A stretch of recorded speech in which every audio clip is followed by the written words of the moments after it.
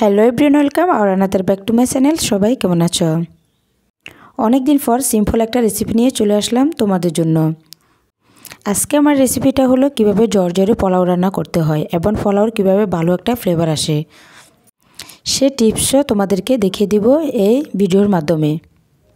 So কথা না বাড়িয়ে চলে আসলাম মূল ভিডিওতে, কিভাবে জর্জরে পোলাও রান্না করা যায়।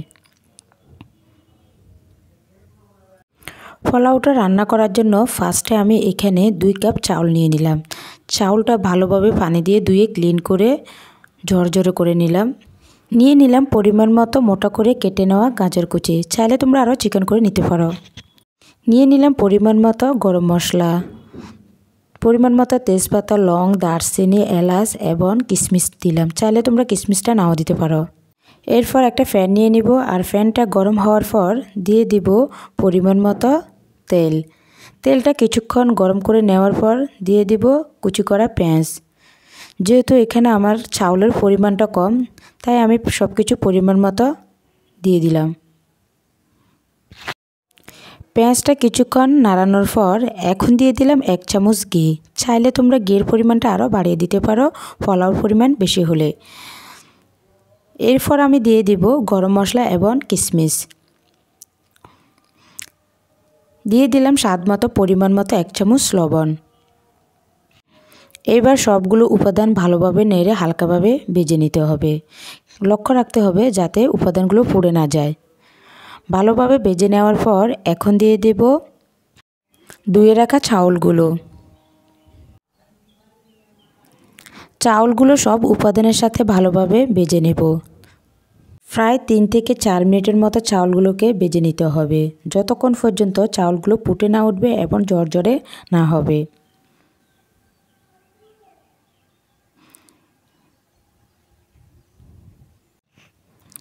কিছুক্ষণ ধরে আমি চাউলগুলোকে ভালোভাবে ভেজে নিলাম, আর ভালোভাবে ভেজে নেওয়া হয়ে গেলে এখন দিয়ে দিব পরিমাণ মতো মেপে নেওয়া 4 কাপ ফুটন্ত গরম পানি।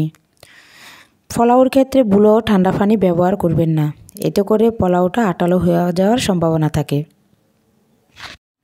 চাইলে তোমরা পোলাও রান্নার ক্ষেত্রে দুধটা ব্যবহার করতে পারো। আমি যেহেতু দুধটা ব্যবহার করলাম না, তাই আমি 2 কাপ চাউলের বদল 4 কাপ পানি ব্যবহার করলাম, যেহেতু দ্বিগুণ পরিমাণ পানি দিতে হয়। সো দুধটা যদি দেওয়া হয় তাহলে পানির পরিমাণটা চাউল অনুযায়ী কম দিতে হবে। এখন দিয়ে দেব কেটে নেওয়া গাজরগুলো। ভালো একটা ফ্লেভার আসার জন্য দিয়ে দেব 1 চামচ বাটা মশলা, আধা চামচ রসুন। চাইলে তোমরা ফার্স্টেও পেঁয়াজের সাথে রসুন এবং আদা বাটাটা ব্যবহার করতে পারো। এইভাবে দিলে কিন্তু পোলাওর ভালো একটা ঘ্রাণ আসে। দিয়ে দেব পরিমাণ মতো কাঁচামরিচ। চাউলটা ভালোভাবে ফুটিয়ে ওঠার জন্য প্রায় 4 থেকে 5 মিনিটের মতো ঢাকনা দিয়ে ঢেকে কুক করে নেব। কিছুক্ষণ পর ঢাকনাটা উঠিয়ে নিলাম। দেখতে পারতেছ পানিটা কিছু পরিমাণ শুকিয়ে গেল আর চাউলটা আধা সিদ্ধ হয়ে গেল।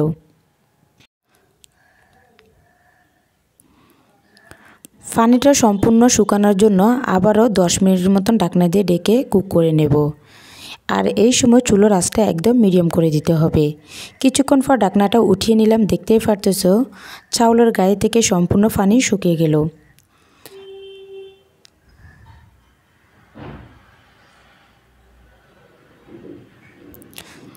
দুই থেকে 3 মিনিটের জন্য আবারও ঢাকনা দিয়ে ঢেকে ভালোভাবে পোলাওটা ঝরঝরে করে নিতে হবে।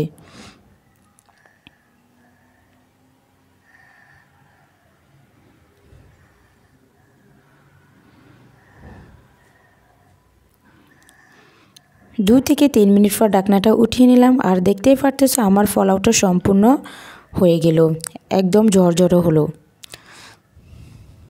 সো যারা পোলাও রান্না করতে পারো না তারা চাইলে এই পদ্ধতিতে পোলাওটা রান্না করতে পারো।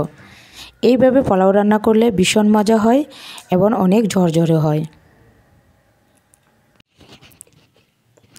এখন আমি পোলাওর জন্য কিছু বেরেস্তা করে নিলাম। পোলাওর অন্যতম স্বাদ হচ্ছে বেরেস্তা। যদি পেঁয়াজের বেরেস্তা দেওয়া হয় পোলাওটা খেতে কিন্তু ভীষণ মজা হয়। সো ফাইনালি দেখতেই পারতেছো আমি পোলাওর উপরে কিছু বেরেস্তা দিয়ে দিলাম। সুন্দর একটা কালার চলে আসলো। সো সবাই চাইলে এই পদ্ধতিতে একবার পোলাওটা রান্না করতে পারো। এই ঝরঝরে পোলাও রান্নার রেসিপিটা যদি তোমাদের কাছে ভালো লাগে সবাই অবশ্যই লাইক কমেন্ট শেয়ার করবে, সাবস্ক্রাইব করে নেবে, পাশে থাকা বেল বাটনে ক্লিক করে নেবে যাতে করে নেক্সট ভিডিও তোমাদের কাছে পৌঁছে যায়। নিত্য নতুন রেসিপি পাওয়ার জন্য আমার চ্যানেলের সঙ্গেই থাকুন।